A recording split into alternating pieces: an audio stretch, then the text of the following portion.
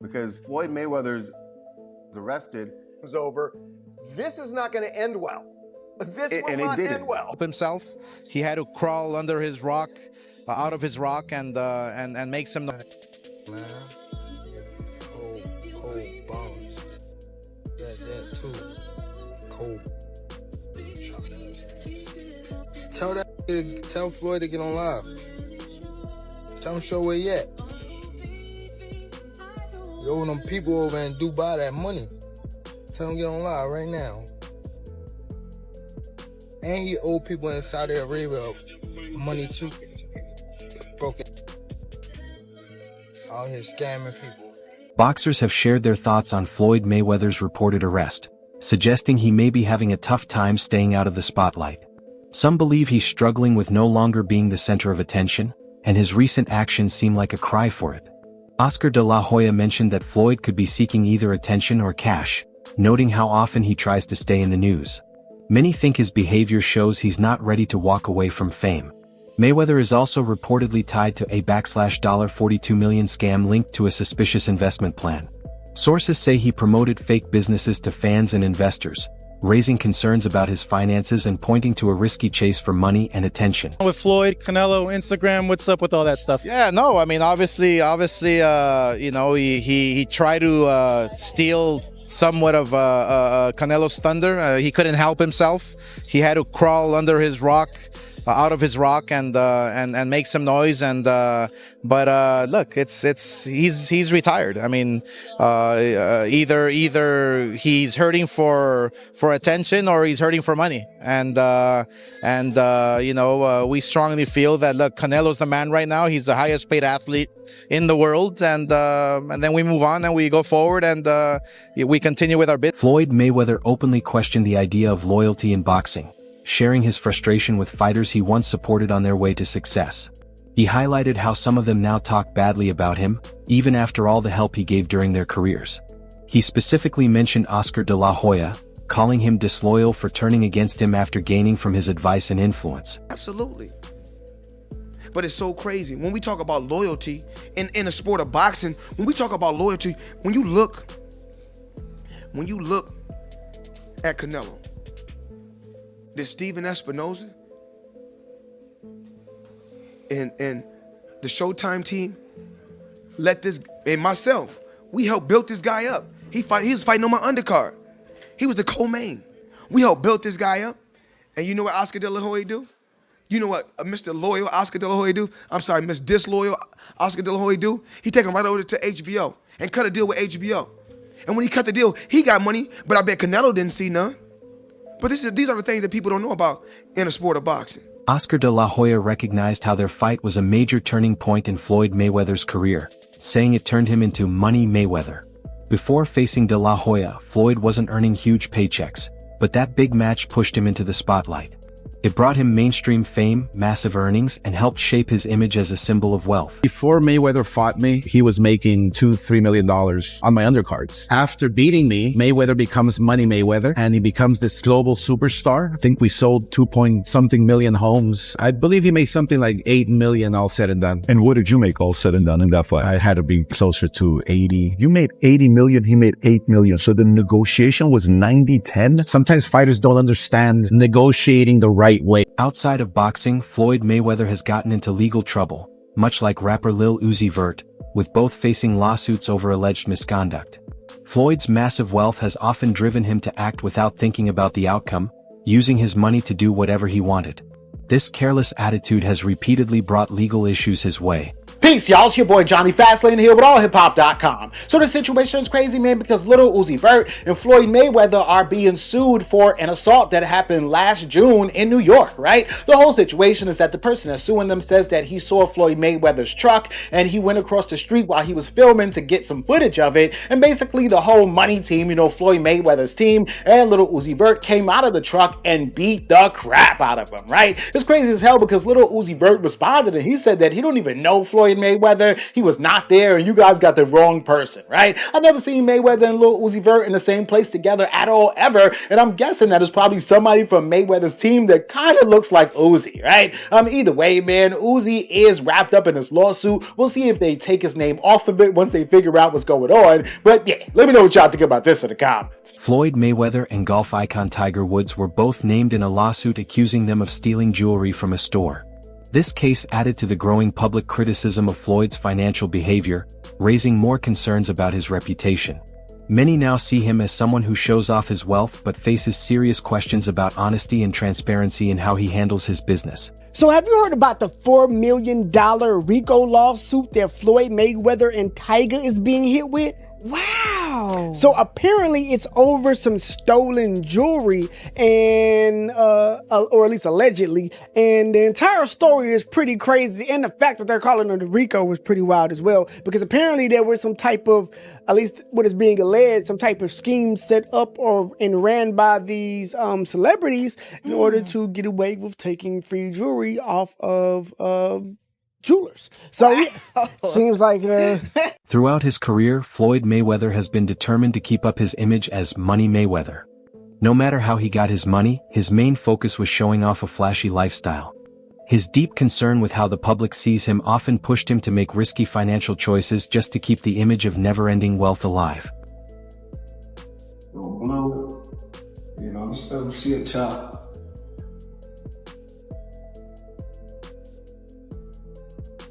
Yeah, so we got choices. Red, as you guys can see. Come on, follow me. Come on, let's go around. We got the choices. The original McLaren, as you guys can see. You got the Aventador.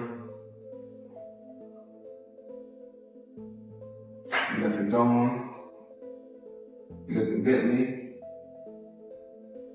Another Rose. Another Rose. Spirit of Ecstasy, come on up. We got toys. The family, another Lambo.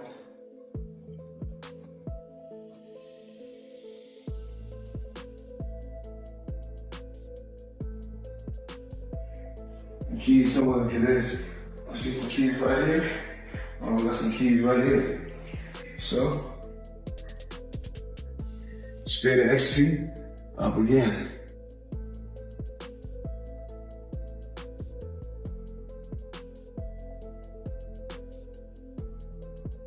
Up again. You see the seats?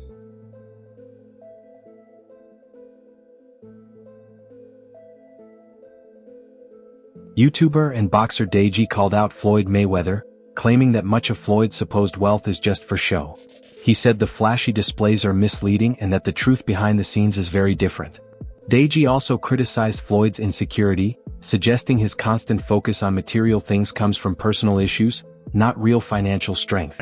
Yeah. How was he? Like, oh, so he's fake as hell. Oh, really? Oh my god. He's so fake and he's insecure as hell. And the thing is, I don't even care about saying all this stuff. Yeah, you're not gonna fight me, are you, bitch? Okay. He's so insecure. So let me just tell you like some things that happened. Okay. So this was the Dubai podcast. For some reason, he's just making these noises, slah, slah, slah, to his whole team, slah, slah, and just doing, just making some weird noises. It made no sense. And then one of my fans said, "Hey yo, Deji, I flew all the way from the UK for this." And then he You don't have to respond to that, no, but he responds being like, "It don't matter, man. You in Dubai now." Like why? Like what do you call them things you get for Christmas? Those soundboards. Yeah. Gervonta Davis, who was once promoted by Floyd Mayweather, made surprising claims that Floyd owes large amounts of money to people in Saudi Arabia. Davis alleged that Floyd is not just broke but also involved in scams abroad to keep up his lifestyle. His statements suggest a sharp financial decline for someone who was once seen as untouchable.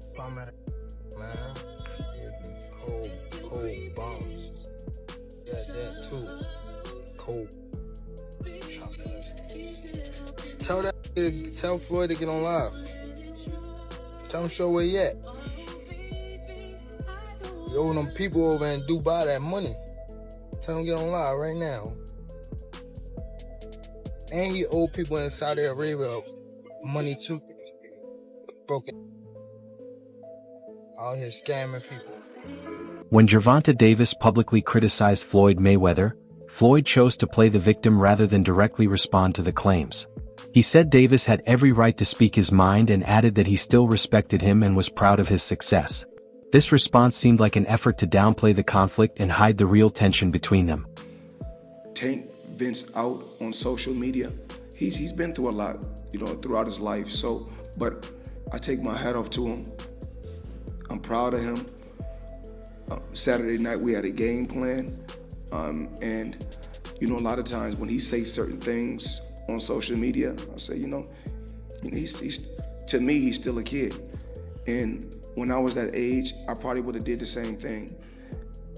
I didn't have a Floyd Mayweather to stand behind me and tell me, about what's right and what's wrong. He got the job done, but my hat off to Ryan Garcia. Tough competitor, tough fighter, and the best man. Despite calling himself Money Mayweather, Floyd has reportedly taken out bank loans to deal with financial troubles. As his debts grow, he still puts on a show of luxury to keep up his image, which only makes his money problems worse. His focus on appearances has locked him into a cycle of spending more than he can afford. I'm not sure how many of you have seen, and was it Floyd Mayweather? He did this interview, and he was talking about how he got a loan. He got a loan from a bank, and his new real estate deal is going to make him $300 million a month. You see that? Yeah, I see that. Yeah. Now, the fact that he pointed out was that everybody knows that he got his own capital, which is money, right? But he still leveraged other people's money. Absolutely. So now he's making $300 million a month. Well, he's gonna, that's going to be his plan. So, just like I said, back to your example, right? The Airbnb. You get a place. I mean, there's a couple ways to do Airbnbs. Yeah. You can do it so where you're what's it called? Subleasing? Something like that? Yeah, subleasing. Mm-hmm. You don't technically own it, but the landlord's okay with it, or you can actually buy it. But in a situation where you're buying it, it does cost money to fix it up. Floyd Mayweather's real estate deals in New York City led to more trouble, drawing legal attention as officials questioned how he could afford such pricey investments while still owing large sums. His flashy lifestyle didn't match his tax records, revealing that he had unpaid debts with the IRS. Adding to the controversy, Logan Paul accused Floyd of not paying him for their exhibition match. UFC President Dana White explained that in exhibition fights, the promoter handles all the money and pays the fighters. Since Floyd was the promoter for that event, he was fully responsible for the payments, raising serious doubts about how he runs his business. We got Floyd Mayweather back in the real estate news again. This guy's on an acquisition spree like I haven't seen in a long time. You got to remember, in October, he bought a portfolio of multifamily properties in around Manhattan for $402 million. Well, this time he went all in on office property for a $10 billion portfolio. I got this out of Real Deal, by the way. Now, some of these properties listed are 410 10th Avenue and Hudson Yards. You got Jersey City's Harborside Office Complex. You've got the Aon Center in Chicago and the old post office building in Chicago as well. So the portfolio includes a total of 18 buildings that take up to 10 million square feet of space. Now, he's not new to this. He's got office properties as well. He's got a pretty good portfolio. So far, he's got 16 properties worth about $7 billion. He's going to add this portfolio to it, and he's going to be on a tear. So I hope he has a good marketing company as well. But congrats to him. Frustrated over not being paid, Logan Paul announced he would sue Floyd Mayweather to get the money he's owed, adding to the rising number of financial issues tied to Floyd. Commentator Joe Rogan pointed out that Floyd's reason for fighting Logan seemed purely financial. He noted the irony of a boxing legend stepping into the ring not for competition, but just for a payday. This change in motive led many fans and experts to question Floyd's legacy, suggesting that money now matters more to him than pride. Logan Paul and Floyd Mayweather just fought, and Logan Paul made $20 million and Floyd Mayweather made $100 million, and they're looking at this like, hey, what about me? Like, how come I'm not making that kind of money? Go through this with Mayweather? Yeah. Thank you so Yeah, much. it's honestly bullshit. Like having people who aren't a professional promotional company control where the money goes is like, we made that mistake. But, it's Floyd Mayweather, so before we fought him, we kind of were willing to do whatever, and now after the fact, we're kind of shooting ourselves in the foot. Yeah. Because he's a scumbag. But now that we know that, and everyone else who fights Floyd should know that, like, don't let him control the money. Would you ever fight him again under any circumstances? No, he wanted to. He reached out. But, like, No? Yeah. Jake Paul openly claimed that Floyd Mayweather is broke, saying many people are still fooled by the image Floyd carefully puts out. According to Jake, the luxury and flash are just for show, and the truth about Floyd's fading wealth is becoming harder to hide. During the lead-up to their highly promoted exhibition match, Conor McGregor also took shots at Floyd, mocking him by saying he couldn't read and calling him broke. McGregor's insults hit hard, adding to the damage and revealing the cracks in Floyd's wealth-focused image. Like I said, I have time for all of these guys. I'll fight anyone. I don't give a who it is. Even if they want to come and get some sparring in, let's run it. Jake, now, did Logan ever get paid with the situation with Floyd Mayweather? Nah, not yet. Floyd Mayweather's broke. You know, that's what a lot of people don't realize. He gets these big checks and doesn't pay the taxes on it. And then the IRS comes hunting him down later. He owes a lot of people I know money. And Logan's deep down on that list, so I don't know if Logan's ever going to get paid. It's kind of Jake. Conor McGregor also mocked Floyd Mayweather over his reported tax debt, taking aim at his financial problems.